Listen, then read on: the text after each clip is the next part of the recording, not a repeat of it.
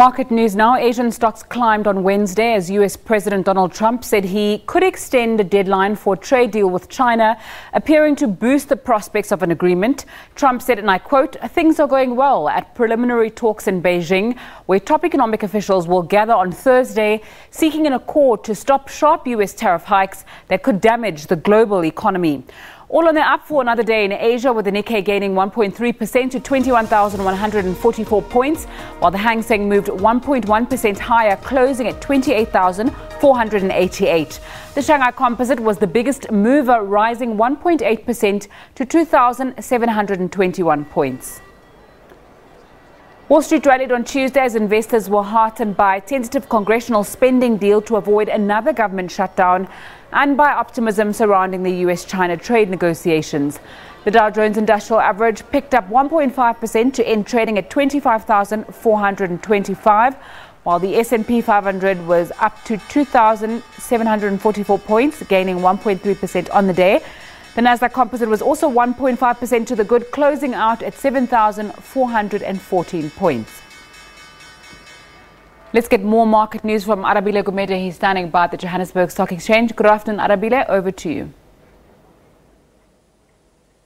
Yeah, good afternoon, Nzinga. Well, it has been an interesting market picture. We saw that positivity come through on the all share yesterday. Today, however, a little bit of a damp, around 0.25% loss on that market trade thus far. A few companies as well coming out with interim results or even year-end results. The likes of Curo as well coming out with earnings there. It seems to be doing a whole lot better for them on that front. We're also seeing the likes of DRG Gold. Gold companies not doing as well as their counterparts in the platinum group metal space, but we'll unpack all of that data in just a bit. Just taking a look across the globe, it does seem that a sense of negativity has returned, perhaps some profit taking coming through as well on that front. Let's take a look at those numbers finally, and we'll get into an analysis of exactly what has happened over the last few hours.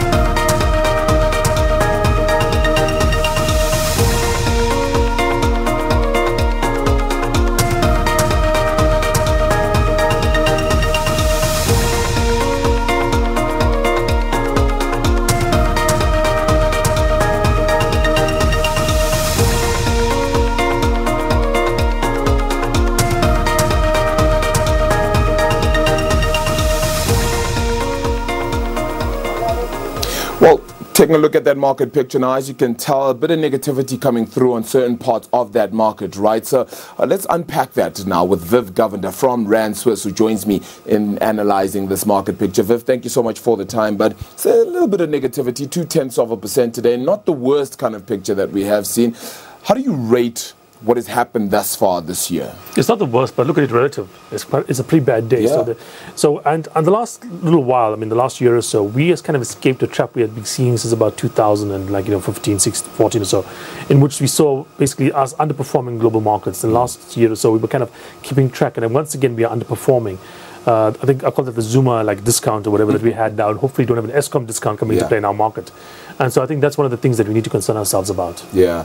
If you take that market picture and think to ourselves that, yes, relative to the others, we are down. There has been a sense of distinct negativity from December. We had a better January.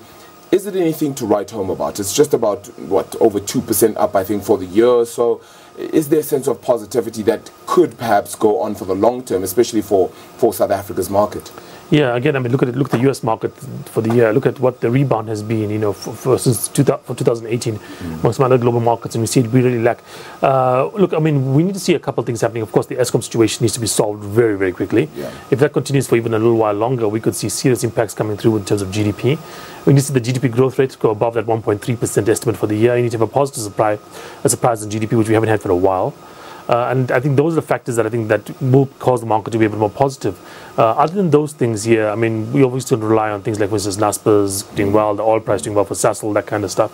But I think for the general market to be looking better, we need to see basically the electricity situation solved. And the second thing we need to do is see the growth rate increase a bit. Yeah, we speak about that Eskom situation and scenario. That could certainly hurt growth. And if that hurts growth, again, impacts the same thing we've been trying to build for now, nearly a year or so. And that is just the president, Cyril Ramaphosa, seeking investment in the country. This is seriously going to dent those chances even some more, isn't it? And it's global news. It's not something in South Africa that we say, oh, it's a South African thing and no one else in the world knows about it. I've seen reports on Eskom and like multiple international sources talking about, South Africa and it's like, unreliable electricity problems and that kind of stuff here. And look, without the kind of talk about apparently April is the time at which Eskom might be. It's pretty much a day zero for Eskom, right? Okay, and that's obviously not going to happen, but I mean that 400 billion plus that's in Eskom's has in debt. I mean, what has happened is that it's going to have to transfer over to government in some way. 400 billion is a lot of money, even for a government, you know what I mean? So it is a real fiscal dilemma for the country, because I mean every rating agency I've looked at over the last couple of years, I've always mentioned that the one real weakness in the South African fiscal situation is Eskom. I mean, SAA is irritating, but it's a couple of billion here, a couple of billion there. Eskom is the one that talks about hundreds of billions, hundreds of billions, and possibly close to over $500 billion very soon. And that's something I think that's the one state-owned enterprise that can really not just hurt growth, but really cause us to be downgraded if we see it continue for much longer. Minister of Public Enterprises there, Pravin Gordhan, has said that there's no plans to privatize Eskom, even after the whole split. I don't know if that will put any of the unions at ease, however, but it is going to be an interesting case. Let's turn our attention to equities just a little bit more then. Earlier this morning, we saw the likes of Curro Holdings bring out their set of earnings. It was a good start for them, around 19% increase with regards to revenue. Headline earnings per share also doing fairly well. The ratios just seem to be getting better and better as well for them. The release of Stadio seems to have been a great plan as well for them.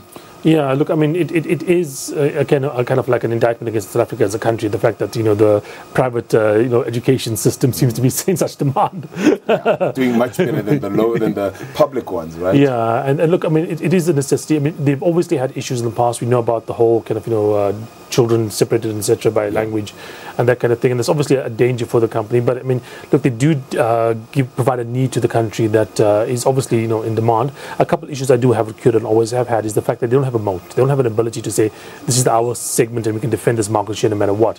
Obviously, it's something you build up over time. People aren't going to just gamble on which school they send the kids to. And if you have a reputation, it's obviously a certain a form of moat.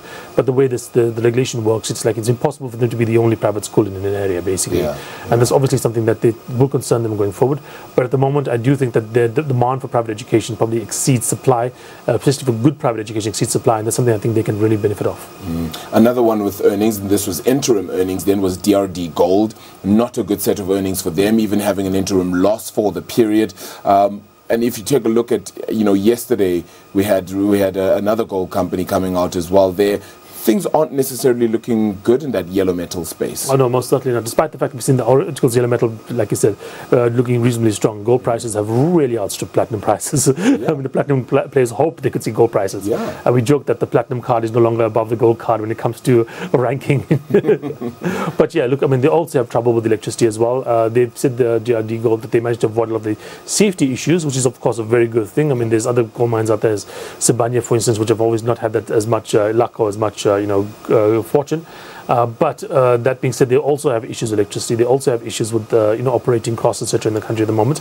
And I have seen, like for instance, statements. I don't know how truthful it are, but they have seen statements out there that say that if you see the kind of requirement or the request from Eskom being granted, that there's multiple 15% thereabout increases for 3 years for electricity, we could pretty much kiss much of the mining sector and much of the smelting sector in South Africa goodbye. Sure. Very finally, that rand picture, 1388, it was positive for the longest time. Look, I suppose be anything below 14 rand is still some sort of sense of positivity, but it is still negative, having weakened somewhat. Yeah, last couple of days, I mean, last week, Friday, Thursday, we were looking at like 13, 1330, 1320 around about there, now 1388. Obviously, I think there is an impact from the Eskom situation. Interestingly, I mean, we weakened quite dramatically on Monday, but the problem is that it was a weekend gap, and we had the announcement of load shedding. I think I saw Helen Ziller talk about it before the market even opened, you know what I mean? So it was well known that this is going to happen. And so that might have been one of the reasons we saw the weakening happen, just at the start of Monday. But I would assume that if you looked at, for instance, the South African rand versus the US dollar, obviously weaker, but also versus things like the New Zealand dollar, versus things like the rupee, we have seen that weakness across the board. So it is probably an Eskom linked situation there.